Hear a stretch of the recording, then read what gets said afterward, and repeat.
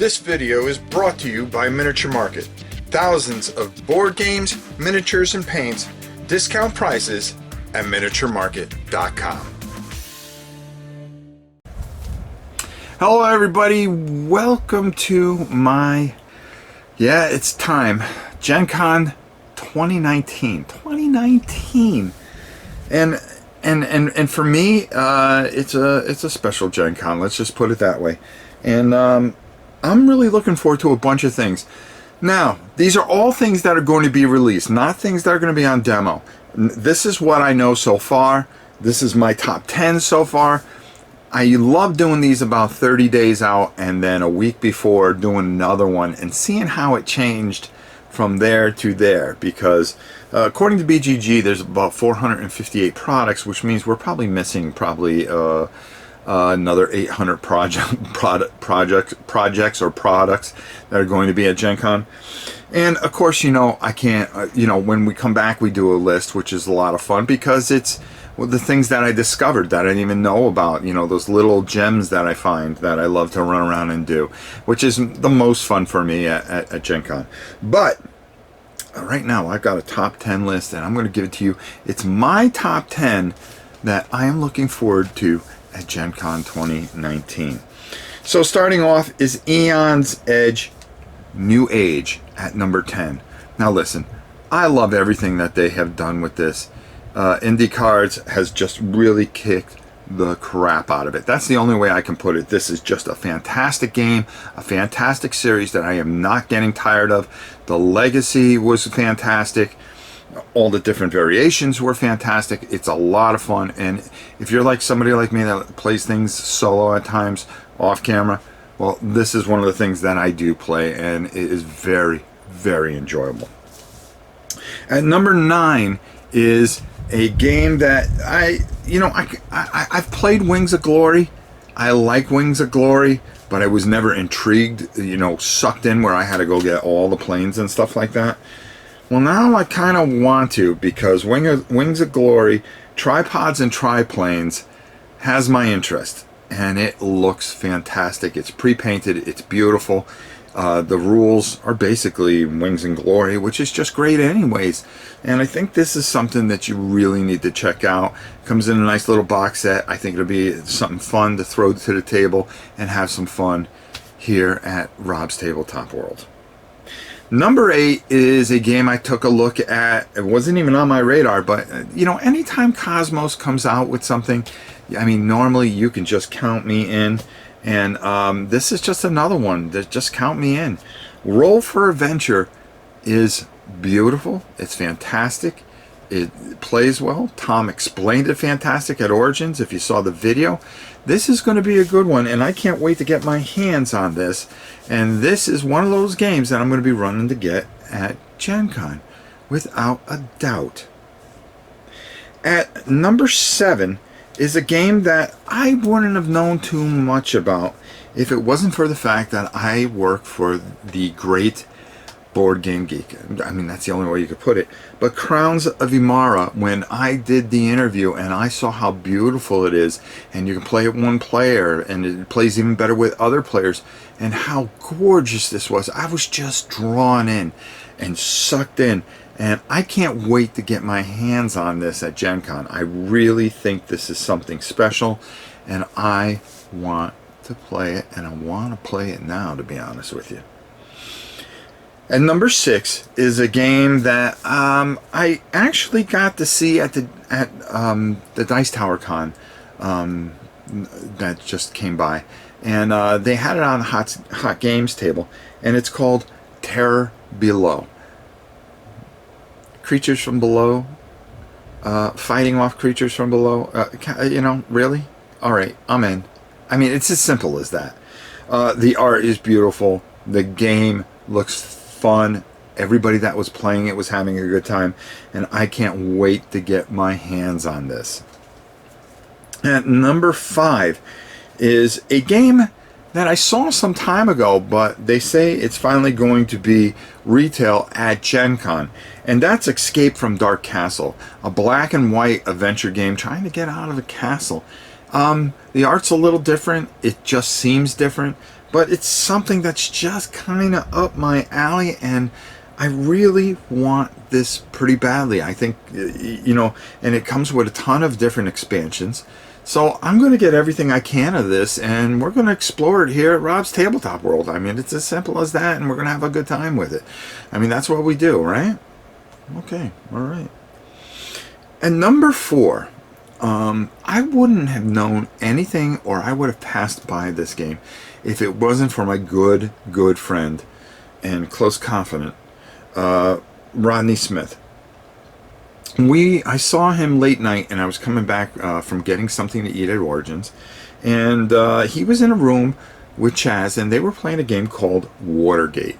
Now, everybody knows what Watergate is historically, and I asked him about it. I said, you know, I didn't bother him because he was in the middle of playing a game, and there's nothing worse than when somebody bothers you in the middle of a game. And I said, you know something, I'm going to ask him about that tomorrow. Well, sure enough, next day comes, I ask him, and he goes, oh my God, Rob, this is a great game, and I am blown away by it. He said it is a multiplayer version of Twilight Struggle, and he said that it reminded him of that, and he thought the game was fantastic, and is a little bit of a sleeper, that people are kind of sleeping on it. But don't sleep on it. I'm telling you right now, for it to sit number 4 and have Rodney Smith gush over it and then tell me about it, yeah, I'm in. Now matter of fact, these next 2 games are from a company that are up and coming and have fallen into the Rob radar. Now listen, probably a million other people know who they are, but you know me, I don't go around bothering people or anything like that. I just kind of do my own thing and see what happens. Well, Skull Tales from Van Ryder Games, I have it. It's down there, okay? The thing is, it's not going to be out to GenCon, so I put it on this list because I was very hyped about it. I was able to purchase it at Origins, but I could not look at it until middle of July because there was a moratorium on it. And when I opened up and looked at it, and I went, whew. Let me tell you something, guys. You're going to want to jump on this. You are going to want to jump on this. They are selling it and debuting it at GenCon. You're going to want to get this. Get in line. Get it pre-ordered. It comes with 52 miniatures. It is absolutely gorgeous. It is fun. People are going to be talking about it. And you heard it here, maybe 15th or 18th. Somewhere in there. But I'm telling you right now, go make sure that you get in line and make sure you get this one. Van Ryder really did a fantastic job with this, and you're really going to enjoy this. At number 2 is a game that was fighting with number 1 spot, okay? But I got it at Dice Tower Con. They brought 30 copies with them. They will have it at GenCon. It's debuting again at GenCon. But they brought and they pre-released 30 copies, and I was lucky enough to purchase one because I just walked by the booth and they were putting them out, and I went, oh my God, that's Detective City of Angels. One of the games I've been just frantic about. And sure enough, $130 later, boom, it came home with me. We did a live walkthrough of it and everything like this, but I really believe this is a game of GenCon. And that's why it sits at number 2, because I'm telling you right now, you're going to want one of these. It's not going to disappoint you. I think this has 3 different modes that is just going to blow you away. You could do it by yourself, with 3 friends, 4 friends, and have a great time and not be disappointed.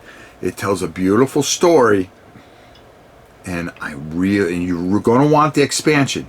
The expansion is harder, and it's going to test you. I'm telling you right now, I've never steered you wrong. You're going to want to get this. At number 1, and what can I say?